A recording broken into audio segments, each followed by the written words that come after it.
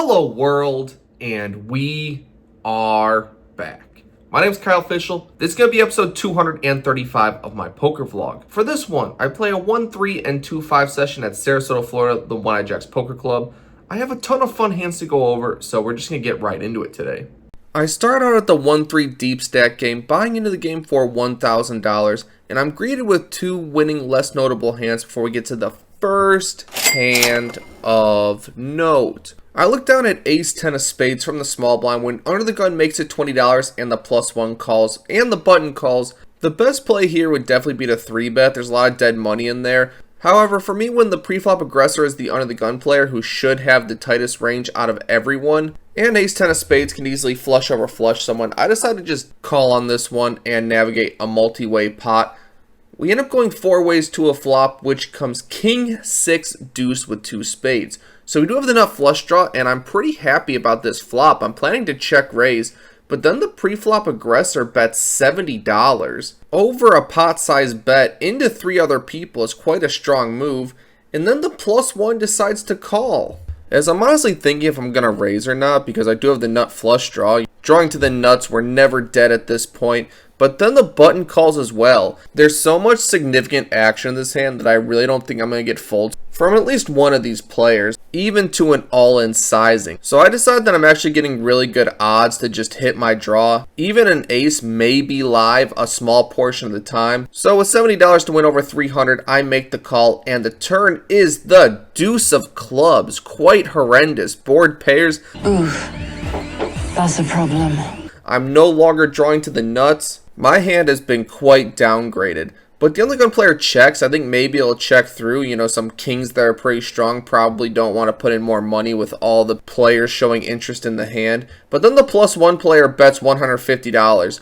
And now the button calls. And I think my hand could just be straight drawing dead at this point. I don't even think a king bets into 3 people, especially when the board pairs all that often. I really think someone has pocket 6s or pocket kings at this point, so I just let it go. But I do let the camera continue rolling, and the river card is the king of spades. So I hit my flush, but the board is double paired, and anyone with a single king has me crushed. River does go check, check, and the +1 player had pocket 6s, so did have me dead on the turn, and was certainly not going to fold to a raise on the flop. On the next interesting hand, I look down at 4-3 of clubs from the cutoff. With 4 limps, I'm going to size up quite big here. I could take down just the dead money. And when called, we'll play in position with a hand that has a decent playability and some low board coverage, so that sometimes when we raise pre and the board comes all low cards, we will connect with that at least some of the time. But when I make it $40, the small blind and the hijack decide to call, so I'm going 3 ways to a flop, which comes queen, queen, 10 with 2 clubs. Pretty happy about this board. I don't think too many people can have king, queen, or ace, queen, as they likely would have raised pre-flop, so we have a pretty big range and nut advantage. But the hijack decides to lead out for $25, and we are certainly not going to let that fly. I think this is a draw trying to name their own price. They could have jack 9, some weak 10s, maybe pocket 6s is trying to get their way to showdown a little bit cheaper. And unfortunately for me, if they had like 6-5 or 7-8 of clubs, I think that's in there too, which could get me into a flush over flush scenario, but I guess we'll cross that bridge when we get to it. I'm going to raise here, utilizing my range and nut advantage and position. A lot of things going for me as I make it $110. Small blind gets that way pretty quickly, but then the hijack does a very loud, very obvious sigh before calling. And this is just like extreme strength. Anytime a recreational player is trying to very obviously look weak, they just have it. So at this point, I'm honestly putting my opponent on exactly queen 10 offsuit. Maybe some random queens at a lower frequency. But the turn is the 3 of hearts. So on the bright side, if my opponent had this sign, it was genuine because he had like jack 9, king jack, any 2 clubs. We're actually ahead now, so we're pretty happy to pick up this 3. With the live tell, we are certainly checking this back. And the river is the 9 of clubs, so we improve again to a flush. My opponent now shakes his head back and forth, and I already know what's coming, and sure enough, he is all in for $400, an overbet jam on the river. Cock sandwich that hurt! The old, I'm so weak, I don't know what to do, so just all my chips. I do decide to think about this for about 30 seconds. It is a big hand, and we certainly have a flush, and that's very good. Hard to make flushes in No Limit Texas Hold'em. but given the live reads, I think my opponents just kind of let me off the hook, and I am so confident about my decision that I fold face up, and my opponent doesn't really say much and then returns his cards to the dealer face down.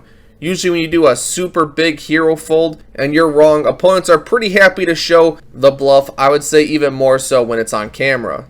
Similar to the previous hands, I'm in the hijack with pocket 8s and we face 3 limps before I raise it up to $35. Pocket 8s is a pretty good hand, and versus limping ranges it should be good.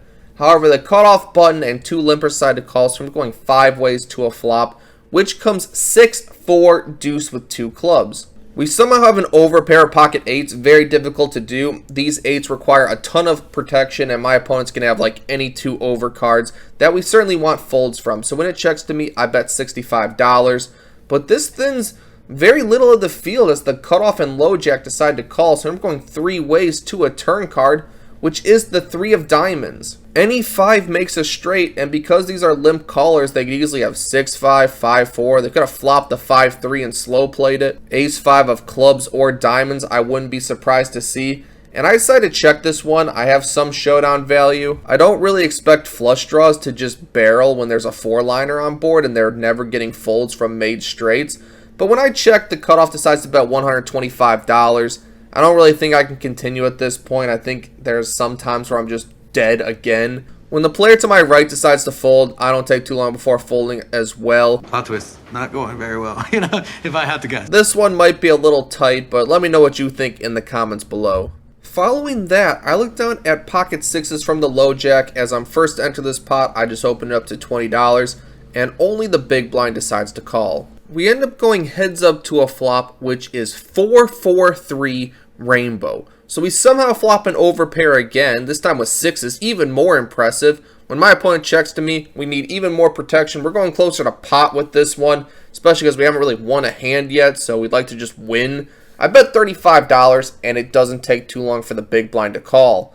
Man, I guess a 4 is well in his range. He could have any 4 possible, and that would be quite miserable for me, but we're going to cross that bridge when we get to it. The turn is the queen of spades. I don't really expect my opponent to connect with this too much. On a pot-sized bet, there's not too many random queens in there, especially when there's not even like queen-high flush draws to be worried from. But we can get value from 6-5, which we double block, so not great. Ace-5, ace-deuce, random 3s, pocket 5s. And if my opponent does peel with just random overcards, there's plenty of them out there that aren't a queen that will certainly fold to the second barrel. So I fire again for $65, and I'm quite unhappy to see my opponent call. I was really hoping to just take this pot down right now. Even more unhappy to see the king of diamonds on the river. Another card that connects with random overcard holdings my opponent might have. But when they check to me, this actually could be a pretty good bluff spot. At this point, if you bet all 3 streets, 7s, 8s, 9s, probably have to fold to this third bet.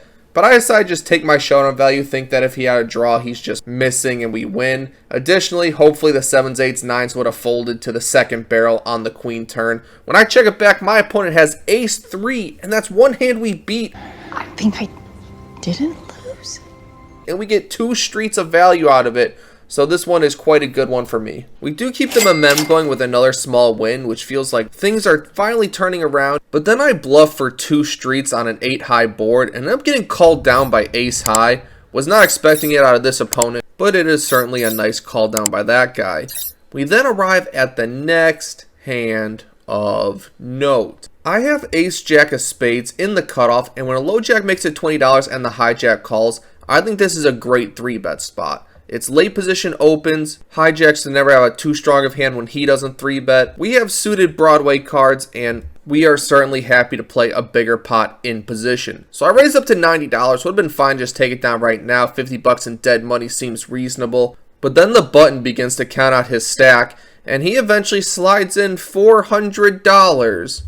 It's not going well. Like, seriously, dude, this is like the one time I've 3-bet all day and I get 4-bet. And this is one of the reasons why I don't really like to 3-bet these suited aces, because they seem to just always come in the worst timing. My opponent either has it or they just decide to make a move when I happen to be on the weaker part of my 3-betting range. Either way, when both players fold to me, there's not too much to think about here. Almost never see 4-bets without it being an actual premium. So when I fold, my opponent is nice enough to show me pocket kings. So I do end up 3-betting right into a basically nutted hand, and that's just par for the course on this day. But on the bright side, I might turn around because with one limp to me, I make it $25 with king jack of spades. To this bet, the big blind and the limper decide to call, so I'm going 3 ways to a flop, which comes bink, king jack 3 rainbow. I actually think that I have too much of this board locked up to even bet, but that's just bad thinking. When it checks to me, I bet $25.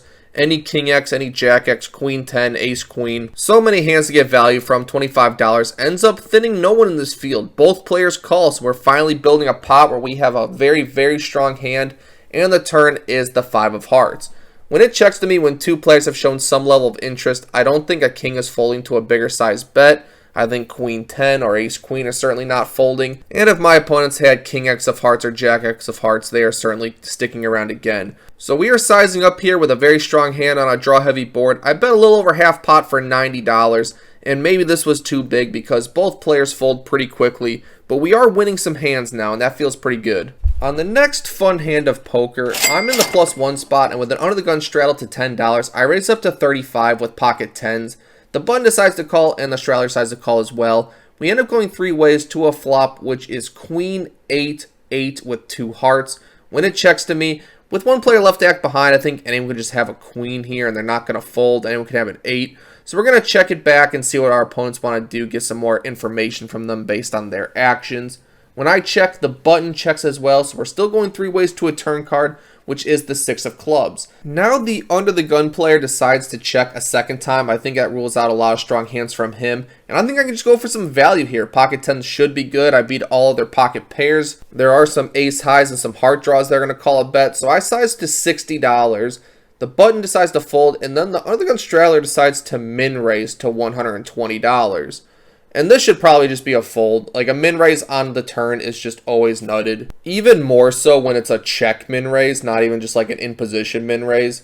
But I decided to call it because for only $60 more, I do have some outs. A 10 would give me basically the effect of nuts. And additionally, my opponent could have like 9-7 of hearts, maybe jack 9 of hearts. There are some combo draws that should play this way if they're playing a balanced strategy. So either way, for $60, I make the call, and the river is the 6 of spades. My opponent now bets $200, and if the turn was a time to fold, this probably is even more of a time to fold. My thinking at the time is all the heart draws, all the straight draws missed pretty heavily. My opponent would have had to check an 8 2 times on a somewhat draw-heavy board for him to be able to have a full house. He should never really have pocket queens here, as he just called pre-flop. And it's 2-5. Like, I see a lot of wacky stuff at tables like this. My opponent could just have, like, pocket 5s that he was kind of seeing where he's at on the turn and didn't really want to give up when he has nothing. So there are some hands that are bluffs here that are less intuitive. And I decided to just make the call here, and my opponent has 8-4 offsuit. That hurts. So we're certainly losing this one, lose a huge chunk. Could have parted with this one on the turn, could have parted with this one on the river, but sometimes we're just going to keep our opponent honest. We do start a small comeback, winning some smaller hands to get a little bit of a rebate. Before I look down at queen 9 of spades from the small blind, it folds all the way to the cutoff, he makes it $25. I'm the only caller with a suited queen. We are heads up to a flop, which comes 9-5 deuce rainbow.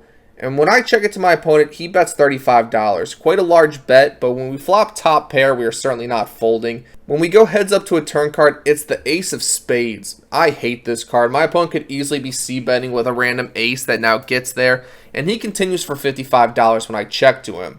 I do think it's a little bit thin to just fold because an ace hit. If our opponent has any bit of confidence at all, they would definitely see this as a scare card and a way to 2-barrel if they had any complete misses and were just c-betting flop. So I make the call again, want to see what the river brings, and the river brings a kind of bad card again. It's the king of hearts. I check to my opponent and he bets $150. In general, I would say this should be always a fold, but the biggest factor in my decision making on this one is my opponent had really previously just lost like a huge $800 hand.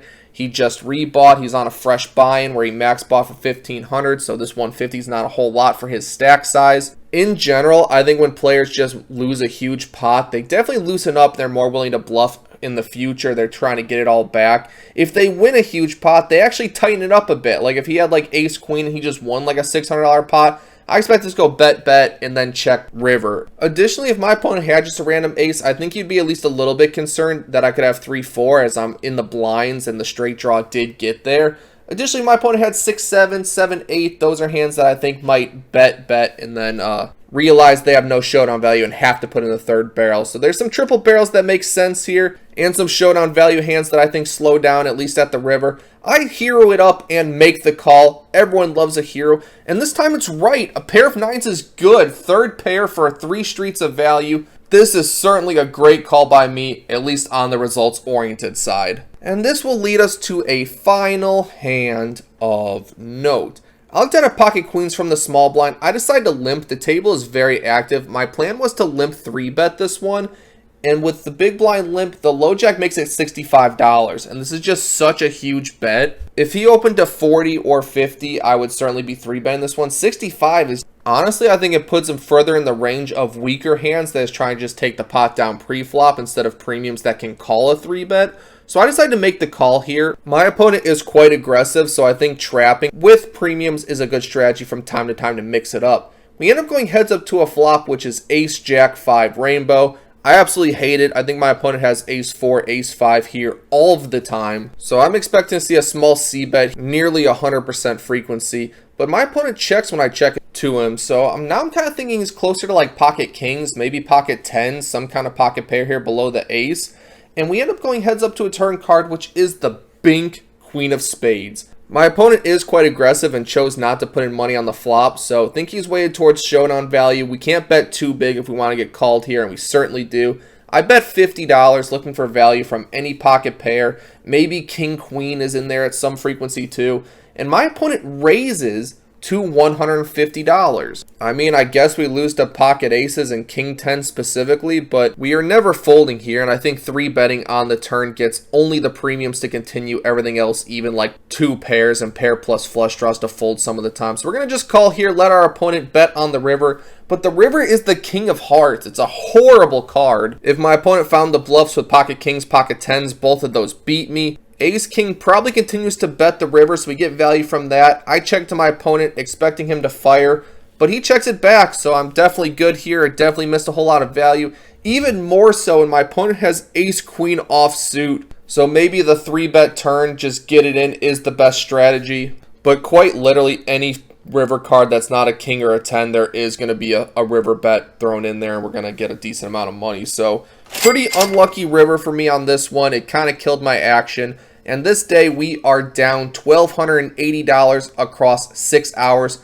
which equated to $213 an hour or 42 big blinds an hour going the other way. Poker is difficult sometimes. Sometimes we're going to make a lot of wrong decisions. Sometimes we're just going to play great and end up with an L anyway. Sometimes we're going to play quite poorly and end up with a big L. Today was certainly a day of difficult decisions. Very first hand, drawing to a nut flush and face significant action from 3 different opponents. Maybe just getting it in is best always, but we play it cautiously. Board pairs, opponent has a set, so we turn dead. Not going to be profitable there. The 4-3 suited, you could probably be fine just not playing suited connectors that low at all, just cutting them completely out of your range. I am going to play them at some frequency. Want to have board coverage on everything. End up rivering a flush and face an overbet jam.